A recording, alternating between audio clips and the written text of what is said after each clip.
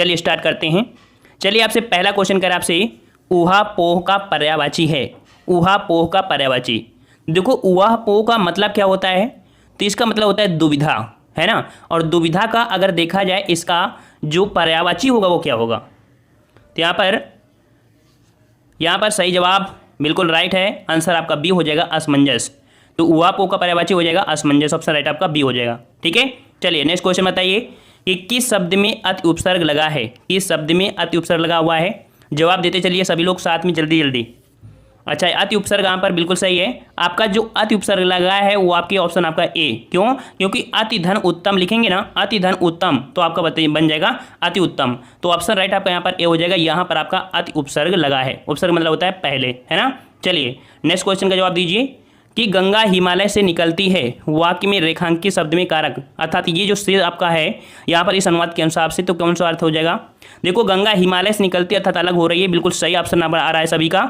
Right answer आपका यहाँ पर सी हो जाएगा, आपादान कारक। ठीक है, आपादान कारक हो जाएगा, क्योंकि गंगा कह सकते हैं हिमालय से निकल कर आ रही है ना, अलग हो रही है। चलिए अगला बताइए, नृप नीचे दिए गए विकल्पों में से किस शब्द का समानार्थी शब्द है। नृप, नृप आप लोगों ने यहाँ पर कोई भी नाटक देखते हैं, ठीक है, तो वहाँ पर आप देखते हैं कि नृप मतलब राजा को बोलते हैं, और राजा को बोलते हैं क्या, बिल्कुल सही है, भूप और महीप। ऑप्शन राइट आपका सी हो जाएगा। नृप का आपका जो समानार्थी हो जाएंगे भूप और महीप हो जाएंगे, बिल्कुल ऑप्शन राइट आपका सी हो जाएगा। बिल्कुल सही है, तैयारी आपकी अच्छी हो चुकी है। चलिए यहाँ पर आपको बस रिवीजन की जरूरत है। चलिए अगला बताइए यहाँ पर कि नीचे दिए गए शब्द के लिए अर्थ व्यंजक चार विकल्प दिए हैं, सर्वाधिक उपयुक्त अर्थ व्यंजक विकल्प चुनकर लिखिए। यहाँ पर आपसे कह रहा है गयंद का जो आपका अर्थ होता है क्या होता है, गयंद का अर्थ बताइए भाई। यहाँ पर गयंद का अर्थ क्या हो जाएगा, कन्फ्यूजन है, काफ़ी बच्चे स्किप कर रहे हैं। इसका मतलब है जवाब हमें बताना पड़ेगा। ऑप्शन राइट आपका डी हो जाएगा, बड़ा हाथी। याद रखिए गयंद का जो आपका अर्थ होता है आपका बड़ा हाथी होता है, अर्थात हाथी होता है या कह सकते हैं आपका बड़ा हाथी। ऑप्शन राइट आपका डी हो जाएगा, सही है। चलिए अगला है मूढ़ चेता का अर्थ क्या होगा। मूढ़ चेता का अर्थ जवाब देते चलिए सही।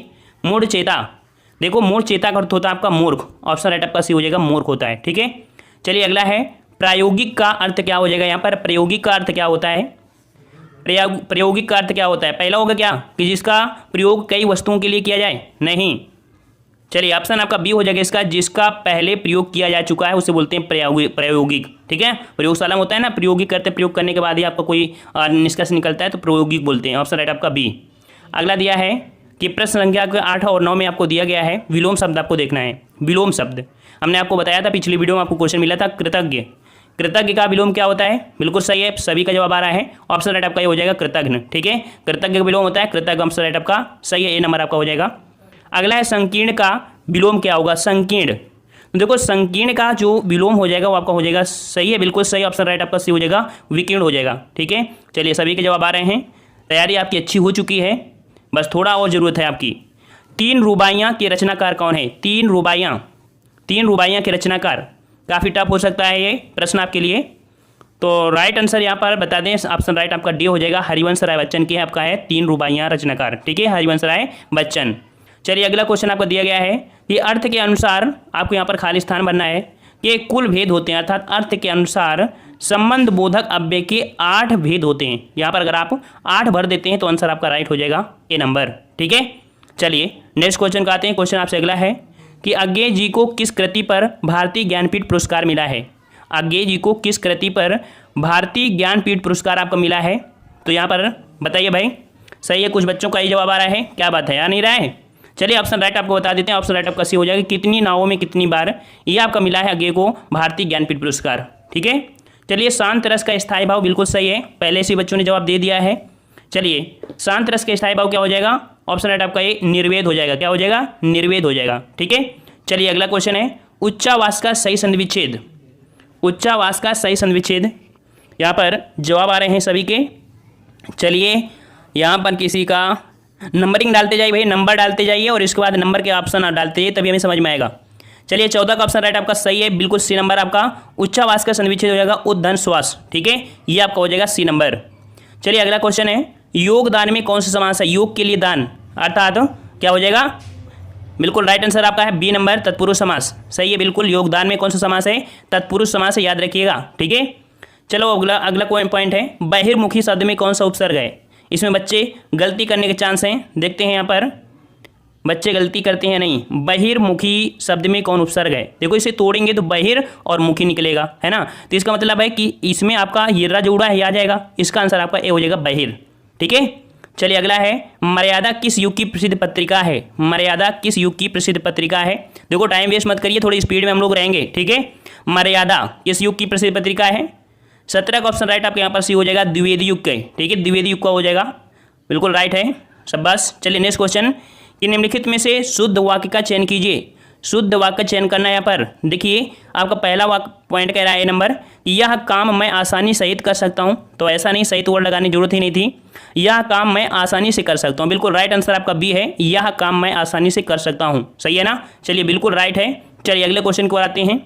यहाँ पर आप थोड़ी बच्चों को मुश्किलें बढ़ जाएंगी इस प्रश्न पर, कि क्या मिलाया जाए क्यों नहीं मिलाया जाए। आपका समय चाहिए, आप समय ले सकते हैं। ठीक है, लेकिन जवाब बिल्कुल सही देना। कर आपसे कुल मिलाकर आत्मरक्षा की रपट, तो यहाँ पर अगर देखा जाए कि ये जो आपका नंबर है, ये तो आपका ये पहले स्थिर रहता है ना। ये तो आपका 6 वाला अपनी जगह ही रहेगा।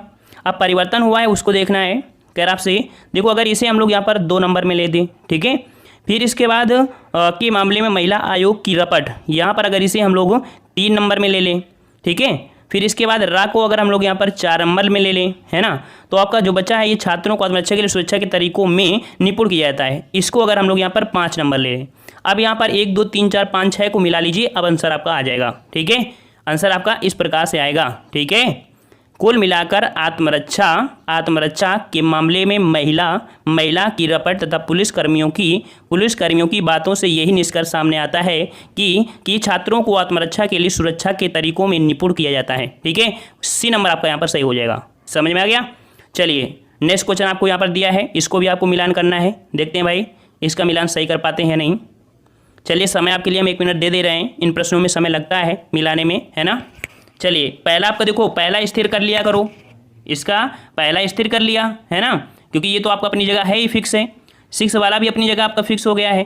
अब यहाँ पर देख लो कहाँ से स्टार्ट किया जाए, कहाँ से ना स्टार्ट किया जाए। ठीक है, देखो अगर यहाँ पर हम लोग कि तब चेतक के समानांतर एक और बीमारी थी गौसी तला, देखो अगर इसे 2 नंबर कर लिया जाए, ठीक है, और प्रायः यह रोग धान के खेतों में गाय के थनों में होता है। अगर इसको हम लोग यहाँ पर 3 कर दें, है ना, 3 कर दें। आम धारणा है बीमारी, अगर इसे हम 4 कर दें, और अगर हम यहाँ पर इसको 5 कर दें। ठीक है, अब अगर क्रम से अगर देखा जाए तो आपका बन जाएगा आंसर। देखिए 20 वाले में बी वाला आपका यहाँ पर हो जाएगा या वा ला रा, ये क्रम आपका आएगा इस प्रश्न का जवाब। ठीक है, इस क्रम से आपका बनेगा, आसानी से आप कर सकते हैं कि तब चेचक के समानांतर एक और बीमारी थी गौसी तला, प्रायः यह रोग गाय के थनों में होता है। आम धारणा थी कि बीमार गाय का दूध पीने वाला इसका शिकार हो जाता है और उसके हाथों में छोटे घाव व फुंसियाँ हो जाती हैं। इस प्रकार से होगा। ठीक है, चलिए अगले क्वेश्चन कि वीर या आहला किस जात का छंद है? वीर या आहला किस जात का छंद है भाई? ये आपका हो जाएगा किसका? 21 का ऑप्शन राइट आपका हो जाएगा यहाँ पर, बिल्कुल राइट है। यहाँ पर मात्रिक छंद है, याद रखिए। ये आपका वीर या कह सकते हैं आला जो आपका है वो आपकी किस जात का है? तो मात्रिक के अंतर्गत आता है। ठीक है, मात्रिक के अंतर्गत, ऑप्शन राइट आपका बी हो जाएगा। चलिए अगला है, मैं खाना खा चुका हूँ, इस वाक्य में भूतकालिक भेद इंगित कीजिए। यहाँ पर देखते हैं इसका जवाब, अगर बच्चे देते हैं इसका मतलब तैयारी आपकी ठीक ठाक है। चलिए जवाब दीजिए। यहाँ पर किसी का जवाब पूर्ण भी आ रहा है, आसन भी आ रहा है। अच्छा देखो कह रहा है मैं खाना खा चुका हूँ, इसका मतलब है खाना खा चुका हूँ, इसका मतलब क्रिया अभी अभी हुई है। जब क्रिया अभी होती है उसका आसन का मतलब होता है बिल्कुल पास। जब क्रिया पास में होती है उसे आसन्नभूत कहते हैं। सी ऑप्शन होगा इसका। ठीक है, चलिए अगला है, सुमित सो रहा है, वाक्य में क्रिया का भेद बताइए। सुमित सो रहा है, देखो हमने आपको बताया था कि मतलब कि क्या, हमने एक वर्ड बताया था क्या खाता है ना, क्या सोता है। देखो क्या खाता है इसका मतलब कुछ ना कुछ तो खा ही रहा होगा। क्या सोता है, कुछ आंसर निकलेगा? नहीं निकलेगा ना। जब नहीं निकले इसका मतलब आपको अकर्मक क्रिया होती है। ठीक है, आंसर आपका ए हो जाएगा। चलिए नेक्स्ट क्वेश्चन कि भाषा की सबसे छोटी इकाई, सभी का जवाब पहले से ऑलरेडी आ चुका है। भाषा की सबसे छोटी इकाई आपकी वर्ड होती है, डी नंबर, बिल्कुल राइट। नेक्स्ट क्वेश्चन आपका बिल्कुल सिंपल, स्वर संधि कितने भेद होते हैं? तो स्वर संधि के आपके भेद होते हैं 5। ठीक है, कितने होते हैं? 5। अब इसको क्रम से कैसे रटा जाए ये बच्चों को कन्फ्यूजन होता है, तो आपको हमने समास पढ़ाया है। ठीक है, तो देखो एक ट्रिक बता दे रहे हैं। द्विगु समास जानते हैं और अयादि संधि जानते हैं ना।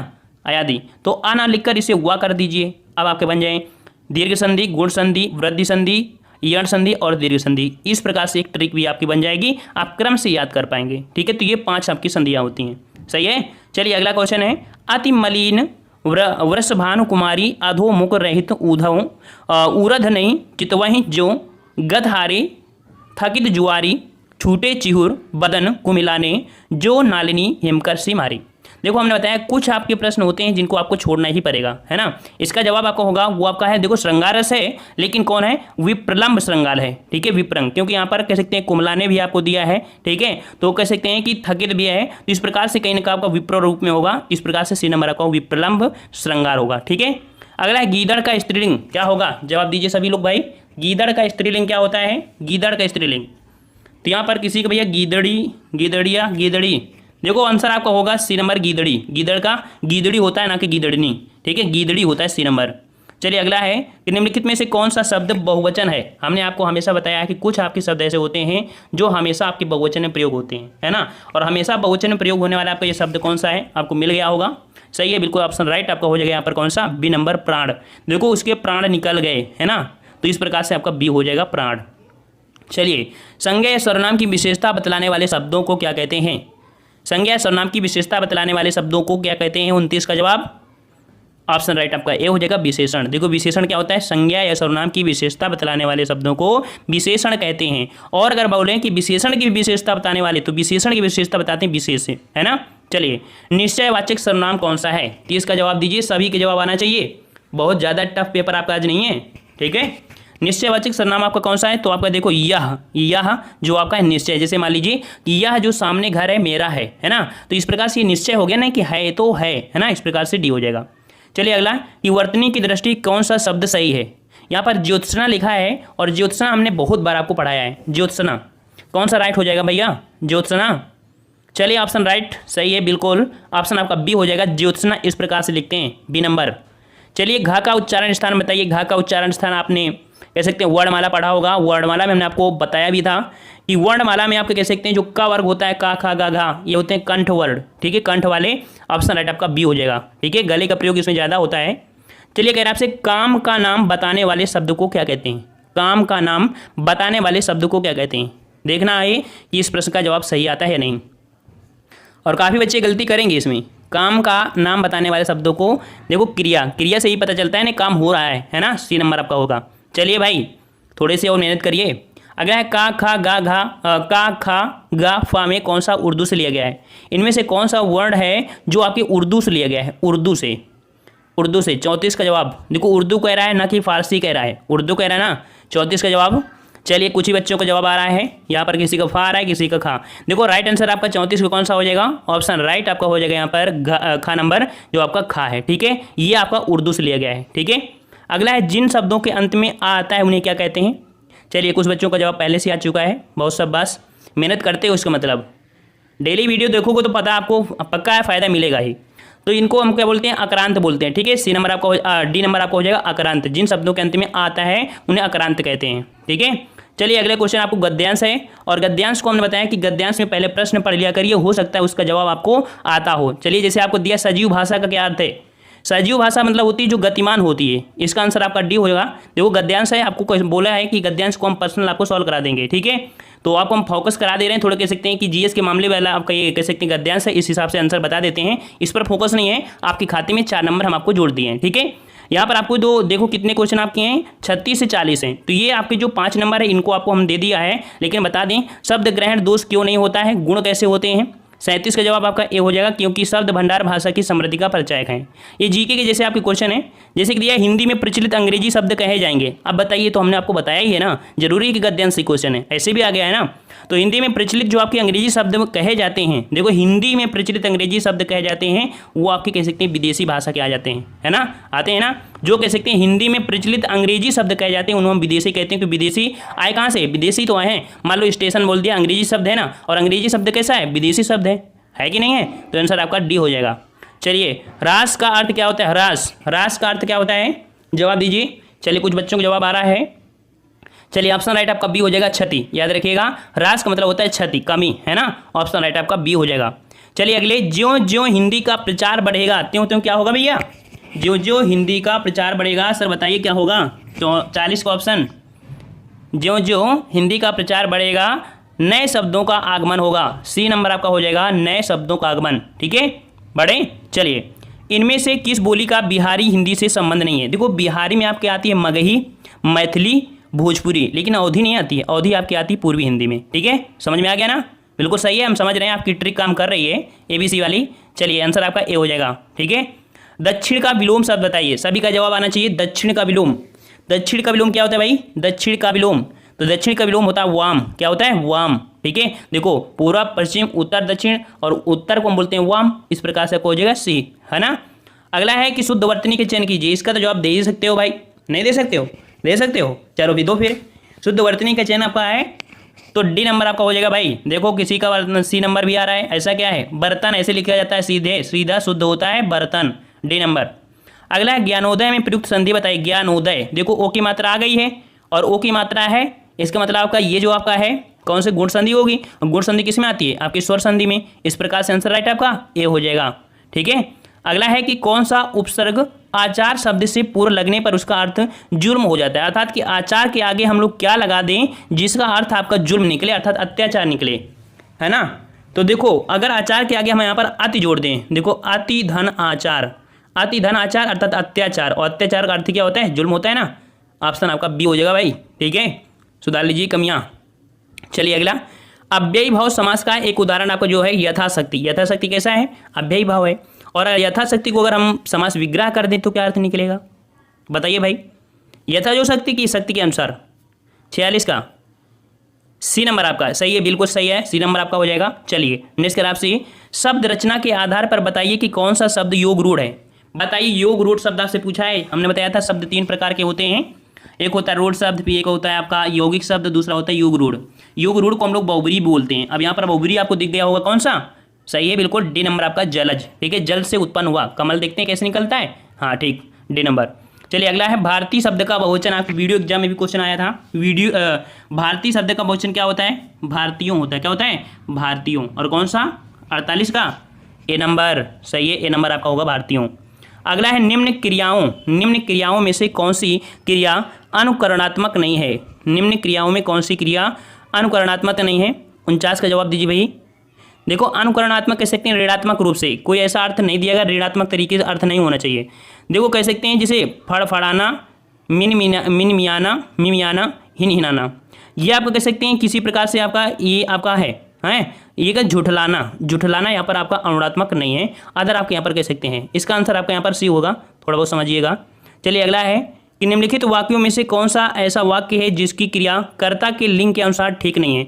अर्थात यहाँ पर जो आपकी क्रिया है वो कर्ता के लिंग के अनुसार ठीक नहीं है। जैसे आपका दिया ए नंबर कि राम आता है, बिल्कुल सही है। घोड़ा दौड़ता है, बिल्कुल सही है, सी नंबर। हाँ बिल्कुल सही है, सी नंबर। हाथी सोती है, हाथी सोता है, हमेशा होता है हाथी सोता है ना, तो सी नंबर आपका। साथ ही दोस्तों वीडियो एग्जाम की बेहतर तैयारी करने के लिए आप लोग हमारे ऐप से जुड़ सकते हैं। ऐप का नाम है देव जीके ट्रिक, प्ले स्टोर में है, डाउनलोड करके यहाँ पर देख सकते हैं उत्तर प्रदेश की ऐसी PDF आपकी है जो एक बार आप पढ़ लेंगे तो पूरे के पूरे क्वेश्चन जो आपके हैं वो ऑब्जेक्टिव इसमें से लगा सकते हैं। हर एक चीज़ यहाँ पर आपको दिया गया है।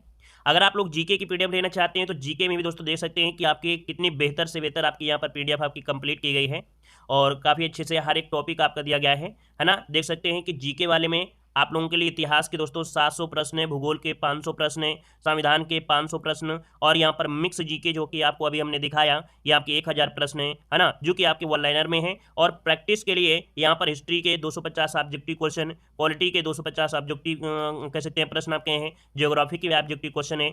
10 प्रैक्टिस सेट होंगे जो कि आपके जिसमें से 50 क्वेश्चन आपके होते हैं, तो 250 समझिए कि आपका 10 प्रैक्टिस सेट भी आपको दिए गए हैं। यहाँ पर आपका स्टैटिक जीके और थ्योरी भी आपको इसी में आपको दी जा रही है। तो दोस्तों आप लोग यहाँ पर हमारी जो वीडियो एग्जाम के कोर्स हैं जहाँ पर कंप्लीट हिंदी का कोर्स भी है जिसे आप लोग मात्र 99 रुपये में ले सकते हैं। बहुत कुछ यहाँ पर आपको दिया गया है हिंदी में और ऑब्जेक्टिव क्वेश्चन भी हैं। यहाँ पर देख सकते हैं सामान्य ज्ञान जिसमें से 5000 क्वेश्चन लगभग आपके हैं, इसी में वन लाइनर भी हैं और आपका प्रैक्टिस के लिए आपके ऑब्जेक्टिव भी रखे गए हैं। और यहाँ पर यूपी जीके दोस्तों देख सकते हैं कंप्लीट यूपी जीके है जिसमें आपको यहाँ पर थ्योरी भी होगी और आपके यहाँ पर कह सकते हैं ऑब्जेक्टिव क्वेश्चन भी यहाँ पर हैं। और इतना अगर आप पढ़ लेते हैं तो दोस्तों काफ़ी अच्छा आपका स्कोर यहाँ पर हो सकता है। बहुत ही कम आपकी रेट रखी गई दोस्तों और PDF में कंटेंट बहुत ज़्यादा है, तो आप लोग हमारे ऐप से जुड़ सकते हैं, डाउनलोड कर सकते हैं, ठीक है, और बेहतर तैयारी कर सकते हैं।